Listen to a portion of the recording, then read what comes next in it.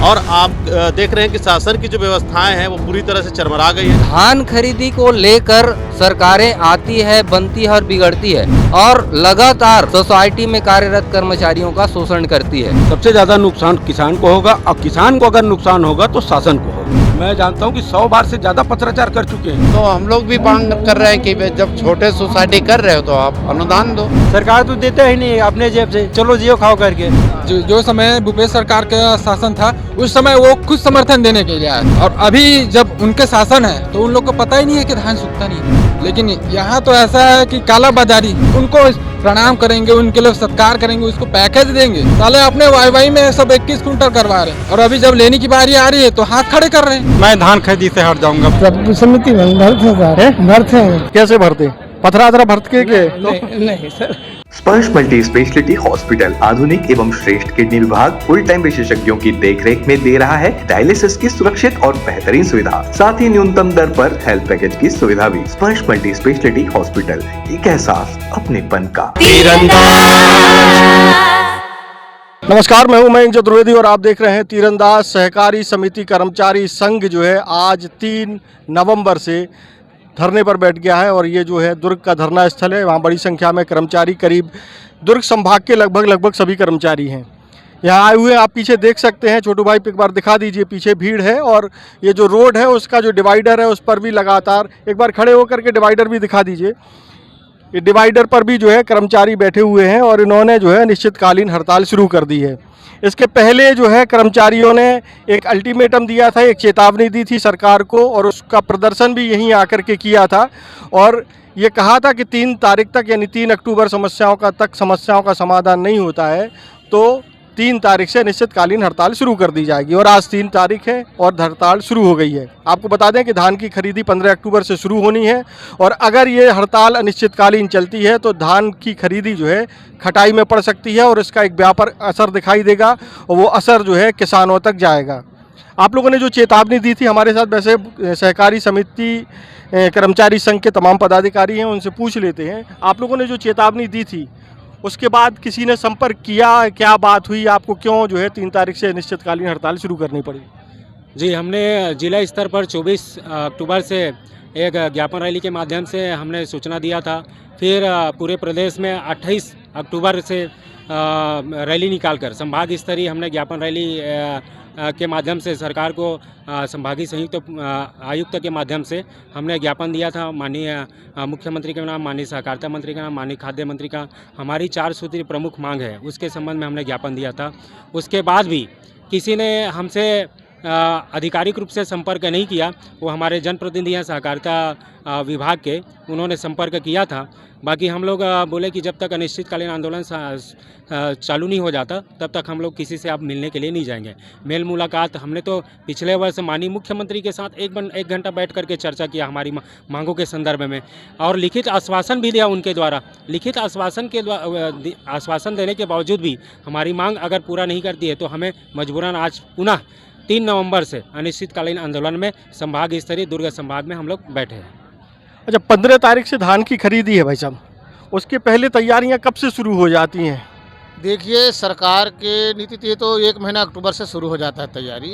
जैसे कि पंजीयन करना है, ट्रायल रन, जैसे आज ट्रायल रन है पूरे प्रदेश के 2739 खरीदी केंद्र में आज ट्रायल रन चलना है, वो पूरी तरीके से आज बाधित होगी। ट्रायल रन का मतलब ये है कि डमी खरीदी अपन करते हैं तो सॉफ्टवेयर तैयारी के लिए वो पूरी तरीके से बाधित है। उसका सबसे बड़े कारण है हमारे साथ जो तकनीकी काम करने वाले हैं पूरे प्रदेश के कंप्यूटर ऑपरेटर साथी, वो इस बार हमारे साथ में, पहले हमारे साथ में नहीं थे। तो ये हमारी एक बड़ी ताकत हमारे साथ में आई है। तो निश्चित तौर से इसका प्रभाव सरकार को दिखेगी आने वाले 2-3 दिनों में। अब चूंकि ट्रायल रन नहीं हो पाया है भाई साहब, तो कितना असर दिखाई देगा 15 तारीख से? मान लीजिए कि अगर 1 हफ्ते बाद आपकी बात मान ली जाती है और 15 तारीख से धान खरीद भी शुरू हो जाती है तो 15 तारीख से धान खरीदी शुरू हो पाएगी या नहीं हो पाएगी? जी, ट्रायल रन का मतलब यही है कि जो हर साल नया सॉफ्टवेयर तैयार किया जाता है उसको हम ट्रायल बेसिस पे अपनी अपनी समितियों में ट्रायल रन करके जितने भी प्रोसेस होते हैं खरीदी से लेकर के धान के परिधान तक और किसानों को भुगतान तक सारी प्रक्रियाएं पूर्ण करते हैं। अगर वो पूरी नहीं हुई तो आप कैसे मानेंगे और पूरे ट्रस्टेड कैसे मान सकते हैं सॉफ्टवेयर जो बनी है वो सही ढंग से संचालित होगी। सबसे बड़ा सवाल यही है कि जब ऑपरेटर ही नहीं है समितियों में तो वो किनसे कराएंगे। और आप देख रहे हैं कि शासन की जो व्यवस्थाएँ हैं वो पूरी तरह से चरमरा गई है, चाहे पंजीयन का कार्य हो या ट्रायल रन का काम हो और जैसे और छोटे छोटे एप्लीकेशन इंस्टॉल करके फिजिकल जो वेरिफिकेशन करते हैं वो सारे काम। अभी जितने भी सब हमारे साथी आए हुए हैं ऑपरेटर्स, उनके यहाँ आने से शासन की जो धान खरीदी की तैयारी है पूरी तरह ध्वस्त हो चुकी है। अब आप देख रहे हैं कि किस तरीके से धान की खरीदी प्रभावित हो रही है। हमारे साथ और भी पदाधिकारी हैं। छोटू भाई जरा इस तरफ से आइए। भाई साहब, 4 सूत्रीय मांगे एक बार आप फिर से दोहरा दीजिए, क्योंकि हमने पिछले अपने समाचार में बताया था, लेकिन आम जनता को ये पता चल जाए कि 4 सूत्रीय मांगे आखिर हैं क्या। कोई इतनी बड़ी हाई फाई मांगे हैं जो स्वीकार नहीं हो पा रही हैं, जिनको माना नहीं जा सकता? हमारी 4 सूत्री मांगे बहुत छोटी मांगी हैं और सरकार अगर चाहे और नीयत अच्छी है, सरकार हमारे प्रति अगर सकारात्मक सोच रखती है तो ये मांगे जो है छोटी छोटी मांगे चुटकी बजाते हुए वो पूरी कर सकती है। भारत सरकार के हमारे छत्तीसगढ़ शासन में लाखों कर्मचारी हैं और लाखों कर्मचारी के बीच में हमारी संख्या मात्र 20,000 है। धान खरीदी को लेकर सरकारें आती है, बनती है और बिगड़ती है, लेकिन धान खरीदी जैसे संवेदनशील मुद्दे को लेकर भी सरकार है असमंजस की स्थिति में रहती है और लगातार सोसाइटी में कार्यरत कर्मचारियों का शोषण करती है। जी बताएं, चारों मांगे कौन कौन सी हैं? जी, सबसे पहला मांग ये है कि प्रबंधकीय अनुदान मिले। इसके पहले मैंने मध्य प्रदेश सरकार के द्वारा कर्मचारियों को प्रत्येक समिति में 3-3 लाख रुपया प्रबंधकीय अनुदान दिया जाता है। उसी तर्ज पे 3 लाख रुपया प्रत्येक समितियों को 3 लाख प्रबंधकीय अनुदान प्रदान करें। दूसरी मांग ये है कि धान खरीदी के दरमियान सूखा दाना स्वाभाविक प्रक्रिया है, इसलिए कि धान 17% मॉइस्चर में खरीदी किया जाता है और उठाव में 11% होता है, तो बीच का 5-6% का फासला हो जाता है। धान निश्चित रूप से सूखता है तो एक कमेटी बना ले गवर्नमेंट की, इतना महीना में इतना धान सूखेगा, इतना ऐसा कर फिक्स कर ले, और जहाँ जिन जिन समितियों में धान शेष होता है कि निर्धारित अवधि के बाद उसमें माने सुखद प्रदान करे। और विगत पूरे वर्षों का भी जो समितियों को लॉस हुआ है, मैंने सुखद के कारण समितियों को नुकसान हुआ है, उनके कमीशन को काटा गया है, उन राशियों को वापस करें। तीसरी मांग ये है कि जो सेवा नियम है हम सब कर्मचारियों के लिए छत्तीसगढ़ सहकारी समिति में कार्य समस्त कर्मचारियों के लिए बनाया गया है, उस सेवा नियम में मूल शुल्क परिवर्तन की आवश्यकता है और विशेष पॉइंट में और वेतन में भी परिवर्तन की आवश्यकता है। इसलिए कि वो पुराने तर्ज पर 2018 में जो घोषित सेवा नियम है उसी को फॉलो करके गवर्नमेंट दे रही है, तो निश्चित रूप से सेवा नियम में और विभिन्न बिंदुओं में परिवर्तन की आवश्यकता है। और चौथी मांग ये है, हमारे ऑपरेटर बंधु हैं जो हमारे साथ काम करते हैं, उनको पहले तो आउटसोर्सिंग दिया था, आउटसोर्सिंग वापस ले लिया उसी में दवा में आके, लेकिन आउटसोर्सिंग को हटा के अब 6 महीने का वेतन दूंगा कर बोल रहा है। ये कितना दुर्भाग्यपूर्ण बात है कि एक संस्था में हम लोग काम करेंगे और उनको 6 महीने का वेतन मिलेगा, हमको 12 महीने का। इसलिए उनको भी एक विभाग तय करके पूरा 12 माह का वेतन दे और निश्चित रूप से विभाग का उनको नियमित कर्मचारी बनाने की घोषणा करे। तो ये 4 मांगे हो गई हैं। एक और भाई साहब बैठे हुए हैं पीछे, बताइए कि आपकी इस हड़ताल अगर चलती है, लंबी खिंच जाती है, तो सबसे ज़्यादा नुकसान किसको होगा? किसान को होगा, क्योंकि भाई किसान धान बेच नहीं पाएगा।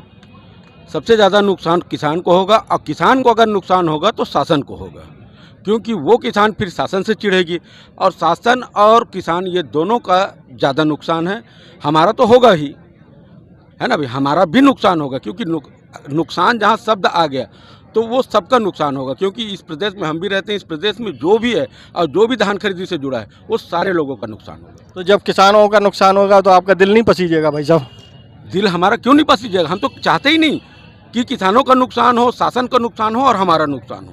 इसीलिए तो हम आज से नहीं, आज से 6 महीना पहले से शासन से पत्राचार कर रहे हैं, कुछ नहीं तो मैं जानता हूं कि 100 बार से ज़्यादा पत्राचार कर चुके हैं कि हमारी ये मांगे हैं, इसको पूरा कर दे। शासन ही मांग को पूरा नहीं कर रही है तो अब मजबूरी में क्या करें। बच्चा जब रोता है, क्यों रोता है? कोई चीज़ मांगता है, नहीं मिलता तो रोता है, नहीं तो आप उसको दोगे तो रोएगा नहीं। आज हमारी स्थिति वही है कि हम बैठ कर रो रहे हैं। हमारे साथ चाचा बहुत बुजुर्ग लग रहे हैं हमको इस पूरे आंदोलन में। आप बताओ कि किसानों को नुकसान होगा तो आपको दिल नहीं भाई पसीजेगा? हमारा दिल पसीजेगा निश्चित रूप, हम भी किसान के बेटे हैं, है नहीं।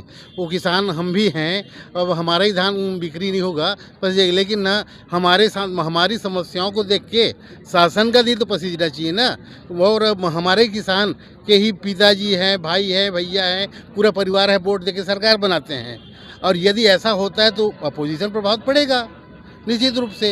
और वो हमारी मांग जायज़ है भाई, नाजायज़ मांग हम मांग ही नहीं रहे हैं। जो नीति संगत है उसी मांग को पूरा करे, हमारा अनीतिपूर्ण मांग ही नहीं है। इसलिए कि मैंने जितनी भी मांग हमने मांग पत्र में दिया है वो एक सर्कुलर में है और वो एकदम जायज़ मांग, परफेक्ट मांग है। उसको निसंदेह शासन को पूरा कर दे, हम उसका जिंदाबाद कर दे, वापस लौट जाएंगे, उसमें क्या है। तो ये थे सहकारी समिति कर्मचारी संघ के पदाधिकारी जो बता रहे हैं कि आंदोलन जो है अनिश्चितकालीन है और पीछे नहीं हटेंगे, ऐसा तय है। जी बिल्कुल, पीछे जब तक हमारा कैबिनेट में निर्णय नहीं हो जाता हम लोग पीछे नहीं हटेंगे, चाहे जो भी हो जाए, चाहे धान का एक दाना ना खरीदा जाए। जी बिल्कुल तैयार हैं बिल्कुल। तो भाई कर्मचारियों का तो निर्णय साफ है कि वो एक दाना भी नहीं खरीदने वाले हो जब तक उनकी 4 सूत्रीय मांगों में कुछ अगर 2-4 मांग ली जाए तो मामला सुलझ सकता है क्या? जी हमारा ये है कि ये चारों के चारों प्रमुख मांग है हमारे लिए, है ना। इसीलिए हमारा तो मांग बहुत सारे हैं, है ना। बाकी हमारे स्तर पर 4 यही प्रमुख मांग है और चारों मांग में जब तक सकारात्मक विचार नहीं होगा, सकारात्मक निर्णय नहीं होगा और कैबिनेट में निर्णय नहीं होगा तब तक नहीं हटेंगे आंदोलन से।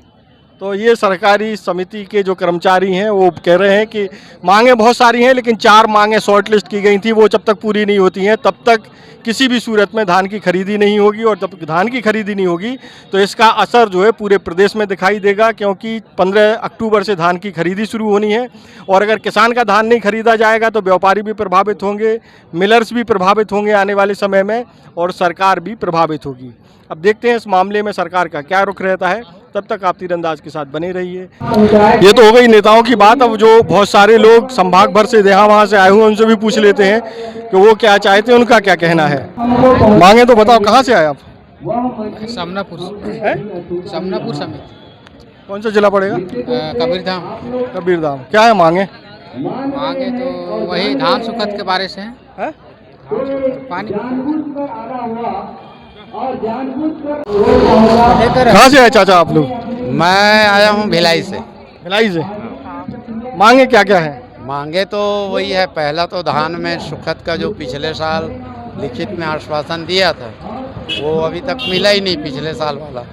तो अब इस साल तो और अपना खरीदी नीति को बदल दिए हैं सरकार। अब तो आराम से अप्रैल में उठाएंगे, तब तक तो सोसाइटी डूब जाएगी और कर्मचारी भी मारे जाएंगे। तो इसलिए हड़ताल एकदम ज़रूरी है। और अभी जैसे इन लोग ऑपरेटर लोग तूता में पिछले साल हड़ताल किए थे तो उन लोग को डराने के लिए क्या कर दिए, आउटसोर्सिंग भर्ती का ऐलान कर दी सरकार और ठेका भी दे दिया। इन लोग को हटाकर नया ऑपरेटर लाया जाए, लेकिन वैसा कुछ नहीं कर पाएंगे उन लोग, इसलिए कि वो उसी ऑपरेटर को जो ठेकेदार है वो संपर्क कर रहे हैं कि आपको मैं नौकरी को पक्का कर दूंगा, 1 लाख रुपया दो, 1.5 लाख रुपया दो। तो इस तरह शासन का काम जो है कर्मचारियों को परेशान करने के सिवाय कुछ नहीं है। और तीसरी मांग है हमारा प्रबंधकीय अनुदान है, सोसाइटी को छोटे छोटे कर रहे हैं सरकार। और अमित शाह भी केंद्र में उसका सहकारिता मंत्री है, उनका कहना है कि हर पंचायत में 1 सोसाइटी होना है। तो हर पंचायत में 1 सोसाइटी होना मतलब छोटा हो गया सोसाइटी, कर्मचारी तो उतना ही लगेगा, चौकीदार लगेगा, बिजली का खर्चा होगा, ऑफिस का खर्चा होगा, तो खर्चा बढ़ गया। खर्चा बढ़ गया तो भाई कैसे चलेगा, फिर आमदनी कम हो गया और खर्चा बढ़ गया हर पंचायत में सोसाइटी आने से। तो उनके लिए 3 लाख रुपया मध्य प्रदेश में दे रहे हैं प्रबंधकीय अनुदान। तो हम लोग भी मांग कर रहे हैं कि भाई जब छोटे सोसाइटी कर रहे हो तो आप अनुदान दो, ताकि कर्मचारियों को 12 महीने का वेतन तो मिल सके। ऐसे है। और एक मांग है, पिछले साल वो मांग को रखे थे कि अभी जो हम लोग को वेतन मिल रहा है सेवा नियम में, उसमें 25% वृद्धि किया जाए। बस ये 4 मांग है। ये आपने चाचा बिल्कुल अलग बातें बताई, कुछ अच्छी बताई हैं, तर्क के साथ बताई हैं, उन्हीं मांगों को थोड़ा अलग तरीके से बताया है। ये अलग मांगे हैं। और भी लोगों से हम बात कर लेते हैं। आपको क्या जानकारी है? मान लीजिए कि अगर आंदोलन चलता रहता है तो आप लोग किसी चीज़ पर मान जाओगे? इन 4 मांगों में से कि 1-2 हो जाए तो मान जाएंगे? नहीं, इस बार नहीं मानेंगे। हर बार धोखा खाए हैं। इस बार हमारी सभी मांगे पूरी होगी तभी हड़ताल करेंगे। भोला मानपुर से आप क्या चाहते? हम लोग चाहते हैं कि हम जो धान खरीदते हैं वो समय पर उठाव हो जाए, क्योंकि धान का फितरत है सूखना। वो तो लेट से उठाव होगा तो सूखेगा ही सर, इससे समिति को नुकसान होता है। साथ ही साथ वहाँ जो प्रभारी रहता है उनको बहुत दिक्कतों का सामना करना पड़ता है। उनके ऊपर FIR दर्ज करो, एवं प्रकार का बहुत सारा प्रशासनिक दबाव आता है। तो अभी मान लीजिए कि मांगे नहीं मानी जाती हैं तो क्या धान खरीदी नहीं होगी? धान खरीदी शासन किसी से भी करवा ले, लेकिन मेरा व्यक्तिगत मानना है मैं धान खरीदी से हट जाऊंगा, बाहर पृथक कर दूंगा। मेरे बाल बच्चे हैं, मेरे को जीवन यापन करना है। जो धान खरीदी करेगा सुखत आएगा तो उसका परिवार बर्बाद हो जाएगा, साथ में प्रबंधक भी भगवान भरोसे हो जाएगा। क्योंकि हमने देखा है हमारे साथी कई स्वर्ग सिधार गए। ये चीज़ हमारे ऊपर नहीं आना चाहते, इसलिए सरकार से गुजारिश है कि सुखत लागू करे या तो अपना धान समय पर उठाए, क्योंकि समिति का काम है धान खरीदना, उठाव करने का काम मार्केट फेयर द्वारा किया जाता है। उनकी बात में दम है। और भी लोगों से पूछ लेते हैं। भाई साहब आप कहाँ से आए? आप कहाँ से आए? पंडरिया ब्लॉक। पंडरिया से। आप क्या चाहते हो? बस जो मांग रहे हैं वही क्या है मांगे? 4 मांगे हैं सर, आप तो जानते ही वही मांग। हम तो जानते हैं, आपको मालूम है? आपको उसको विशेष रूप में अभी नहीं देखा हूँ मैं कागज को, लेकिन चलो कोई बात नहीं मालूम है। तो ये बताइए कि मान लीजिए कि धान खरीदी अगर शुरू नहीं होती है तो आप लोग किसी भी सूरत में अड़े रहेंगे या? अड़े रहेंगे सर। अड़े रहेंगे? हाँ बिल्कुल अड़े। कारण वही है सर, हमारे जो मांगे हैं उसको दे दो। दिक्कत क्या आती है? दिक्कत बहुत सारे दिक्कतें आती है सर। कोई ऐसी दिक्कत बता पाएंगे? नहीं बताऊंगा। नहीं बता पाएंगे। आपको मालूम है क्या दिक्कत है? कोई दिक्कत नहीं है।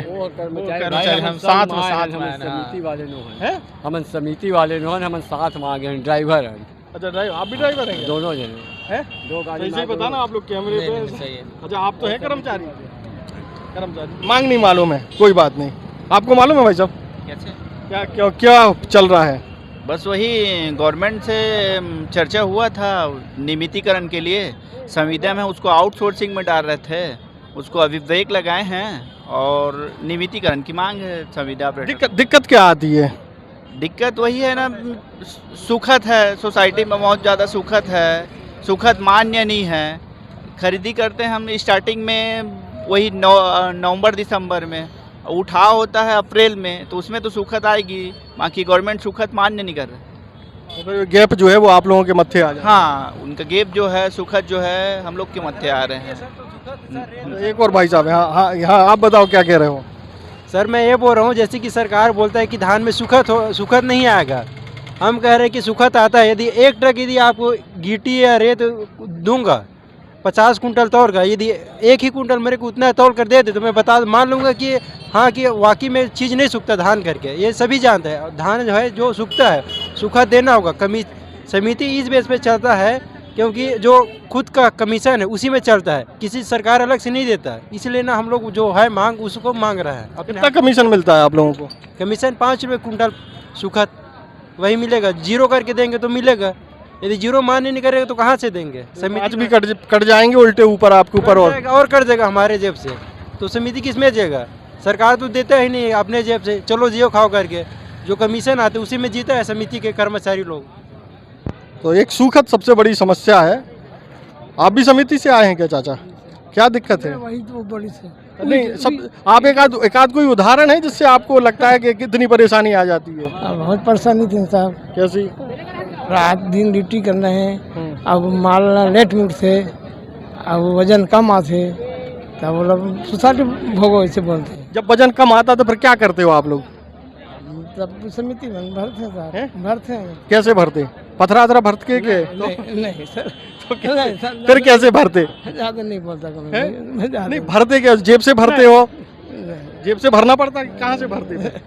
अब समिति सभाखंड बता सकता। ये तो कोई रास्ता भी तो होगा भरने का। मतलब जानकारी नहीं, मतलब जानकारी नहीं, उतनी जानकारी नहीं है, ठीक है।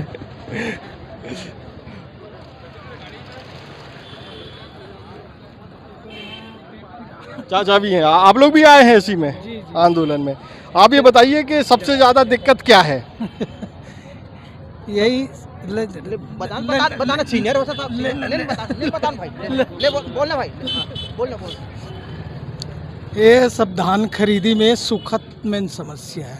अच्छा है ना, और धान सूखने वाला चीज़ है ना, तो सोसाइटी को हर साल सुखद के नाम से ना इसका ग्राफ गिरते हुए है, जिससे समिति को आर्थिक क्षति है। आज ऐसी स्थिति है, कर्मचारियों के वेतन देने के लिए पैसा नहीं है। देखो ये बात तो क्लियर है कि धान सूखेगा और हर साल सूखेगा, हर दिन सूखेगा, एक दिन बाद भी उसमें कुछ ना कुछ तो कमी आएगी। फिर जो है इतनी धान खरीदी जाती है, बहुत सारी समितियां तो पूरा धान कर देती है, एडजस्ट कैसे करती हैं फिर? अब क्या है, वही लेट लतीफ से उठाव होता है ना। नहीं ये तो हमने मान लिया। हाँ। बहुत सारी समितियां ऐसी होती हैं जो पूरा 100% दे देती हैं, तो वे कैसे एडजस्ट करती हैं फिर? तो समय में हो जाता है ना सर। ऐसा तो और भी कोई रास्ता है उसका? मतलब उस समय में उठाव होता है। और भी कोई रास्ता है क्या उसका? उसमें और क्या रास्ता है सर? वो भाई साहब को मालूम है। समय में हो जाता है ना, तो बता तो रहे हैं, उत्पन्न नहीं होता। नहीं हम तो ये कह रहे हैं कि पिछले कई सालों से बहुत सारी समितियां ऐसी हैं जो 100% चाहे 2 महीने बाद उठे चाहे 4 महीने बाद उठे 100% दे देती हैं। उनका गणित क्या है? अब हम जो अपने वस्तु स्थिति है ना वही अवगत करा रहे हैं। नहीं हम इसलिए भी पूछ रहे हैं क्योंकि जो परेशान है, जिनके खिलाफ केस दर्ज हो जाता है, जानते हैं कि उसका मन समय से पहले उठाव हो जाता है। और भी कोई व्यवस्था है क्या? अब ऐसा कुछ तो नहीं है सर। पत्थर भर कर आगे नहीं। सर तो बता दीजिए किस समिति के हैं साथ में। हाँ। आप क्यों नहीं बताना चाह रहे? बता तो दिए हैं। ऐसा तो भाई साहब बताना नहीं चाहते। कहाँ से आए वैसे आप लोग? हम लोग पंडित समिति लाटोर बालोद से। जी। चलिए और लोगों से पूछ लेते हैं। बहुत लेकिन समस्या तो है। लोहा लक्खड़ तो नहीं है भैया, धान। हाँ। कोई भी मतलब जो फसल से संबंधित है ना वो सूखेगा ही, है नहीं, और नहीं सूखता वाला बात ही नहीं है इसमें। नहीं अब हमारे लिए हम बहुत सब लोगों ने जब एक बात कही तो हमारे दिमाग में ये था कि बहुत सारी समितियां पूरा दे देती हैं, वो कैसे एडजस्ट करती होंगी, उनके पास वो पूरा धान कैसे दे देती हैं? अब हम यही समझते हैं कि मतलब उसका समय में उठाव हो जाता है, हमारे यहाँ लेट लतीफ से होता है, इसलिए मतलब नुकसान का सामना करना पड़ता है। और कोई भी हो सकता बिना कैमरा के बता दो। अब ऐसा कुछ तो हमारे ये इसमें नहीं है, संज्ञान में नहीं है। नहीं संज्ञान में। चलिए ठीक है, और लोगों से पूछ लेते हैं। लेकिन हाँ एक चीज़ तो बिल्कुल क्लियर है कि धान सूखेगा, चाहे वो 1 दिन बाद उठे चाहे 6 महीने बाद उठे। 1 दिन बाद कम सूखेगा, जितने ज़्यादा जितना टाइम होगा उतना ज़्यादा सूखत होगी। लेकिन सबसे बड़ी गजब बात यह है कि सरकार ये मानने को तैयार नहीं है कि सूखता है। ये बड़ी गजब बात है। अपने शासन काल के विपरीत था, जो समय भूपेश सरकार का शासन था उस समय वो खुद समर्थन देने के लिए आया था हम लोग के हड़ताल में। अब अभी पता चलता है उनको कि धान सूखता ही नहीं है। ये कैसा एजेंडा है? पिछली सरकार में कौन आता था? खुद शाह सरकार आए थे और रमन सिंह आए थे। हाँ। समर्थन देने के लिए, हम लोग को नहीं। हाँ। और अभी जब उनके शासन है तो उन लोग को पता ही नहीं है कि धान सूखता नहीं। तो मतलब पहले कौन सा खनिज संसाधन में जो बीज नहीं है या फिर कोई भी प्रकार की चीज़ है जो नहीं सूखता है, बता सकते हैं? उनको भी पता है, सबको पता है, सब चीज़। सोना भी कम हो जाता है, सोना भी कम हो जाता है, लोहा भी कम हो जाता है, ज़्यादा हो जाता है समय के परिस्थिति के हिसाब से। लेकिन यहाँ तो ऐसा है कि काला बाजारी, वो बोले वो सोना है तो वो सोना है, और हम बोलेंगे नहीं वो सोना नहीं है, नहीं वो सोना ही है, ऐसा है। नहीं, लेकिन जितनी ताकत से आप लोग कह रहे हैं कि सूखेगा ही सूखेगा सूखेगा, वाली बात ही नहीं है जी। हाँ आप ही रख के देख लीजिए अपने नहीं घर नहीं में वो रख मान के। लिया हमने, हाँ। हम तो ये भी कह रहे हैं कि हाँ। सोना भी हाँ। आप 1 साल बाद जाते हैं तो वो थोड़ा कुछ कम हो जाता वो है। तो होता है। सोनार कहता है एक साल कि की बात घिस नहीं, घिस 2 गया, दिन। नहीं घिस गया कुछ भी, हम देखो उदाहरण बता रहे सूखता है।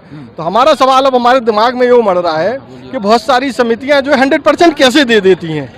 वो होता है ऐसा है, जिनके यहाँ जैसे राजनांदगांव जिला है या फिर धमतरी जिला है, धमतरी जिला में ऐसा 100% है कि वहाँ हर चौराहे मतलब 2-4 किलोमीटर के अंतर्गत इतनी राइस मिलियाँ हैं कि वहाँ से उठा हो जाता है। वहाँ डीओ वगैरह कटता है, वो तुरंत उठा लेते हैं, वहाँ के वहीं को हो जाता है। तो उनके वहाँ कहाँ से सूखा आएगा? अच्छा, तो कुल मिलाकर के एक ये है कि जहाँ राइस मिल ज़्यादा है उधर छीजत कम है, और जिधर बहुत नहीं है दूर जाती उधर ज़्यादा है। नहीं है। और ऐसा भी है जहाँ राइस मिल है उनको भी जो नोटिस मिलता है, डीओ कटता है, वो समय में नहीं उठाते। वो उनका टाइम रहता है 15 दिन का, वो कितने महीने बाद उठा रहे हैं? 3 महीने बाद। उनको प्रणाम करेंगे, उनके लिए सत्कार करेंगे, उसको पैकेज देंगे, उनको बोलेंगे, गिड़गिड़ाएंगे उनके सामने में, हाथ जोड़ेंगे, उसके बावजूद भी उन लोग नहीं सुनते। उनके ऊपर कोई कार्रवाई नहीं है। और हमारे पास जो रखा है बफर लिमिट एक्स्ट्रा रखा है, उनके ऊपर कार्रवाई हो रहा है। मतलब एक साइड से मत करो ना भाई, तौर रखे हो तो दोनों तरफ पलड़ा रखो ना जी। आप बोल रहे हो नहीं एक ही तरफ पलड़ा भारी रहेगा, ऐसा तो नहीं हो सकता। पलड़ा झुकेगा लेकिन मीडियम करके झुकाओ ना। आप पहले से डाल दिए हो, जिधर झुक रहा है उधर झुक ही रहा है। एक ही साइड फैसला मत दो ना। राइस मिलर को भी समझाई दीजिए, आपको समय में सीमा दी गई है, उसके हिसाब से उठाव कीजिए ना। आप 28 दिन के 28 फरवरी तक के उठाव दिया था, उसको कितने दिन बढ़ा दिया? और मतलब हम लोग मांग अप्रैल कर दिया है। हाँ, मांग कर रहे हैं, उसका विपरीत कर रहे थे। आपको खरीदी नहीं करना है तो हाथ जोड़ लीजिए और बोल दिए निरस्कार कर दीजिए। सब जितना भी किसान भाई है सब अपने अपने हिसाब से बेच लेंगे, कहीं भी बेच लेंगे। वो तो पहले बेचते आ रहे थे। और रहा सवाल 15 कुंटल धान खरीदे हो रहा था, कोई किसान बोला था क्या 21 कुंटल लो मेरा, 21 कुंटल लेंगे ऐसे करके हड़ताल को किए थे क्या? साले अपने वाई में सब 21 कुंटल करवा रहे हैं। और अभी जब लेने की बारी आ रही है तो हाथ खड़े कर रहे हैं, सोसाइटी के ऊपर लाद रहे हैं, मतलब इसके ऊपर बोझा कर रहे हैं। भाई सोसाइटी कर्मचारी है, कोई अपने घर से तो नहीं लगा रहे हैं कोई चीज़। आप ही बना रहे हो, आप ही सब चीज़ बना रहे हो, जितना भी नियम कानून बना रहे हो आप ही बना रहे हो, कोई दूसरा हम लोग तो अपने से नहीं बना रहे। जितना भी हित के जो सेवा नियम में था वो सब विपरीत कर दिए। 72 घंटा का उठाव था वो भी सब विपरीत बंद कर दिए। लिखित में आश्वासन देने के बाद भी साला अपने बात में मुँह कर रहे हैं। ये क्या बात हुई? आप सीधा साफ तौर पे बोल दीजिए नहीं ले सकते, हम लोग भी यहाँ से चले जाएंगे।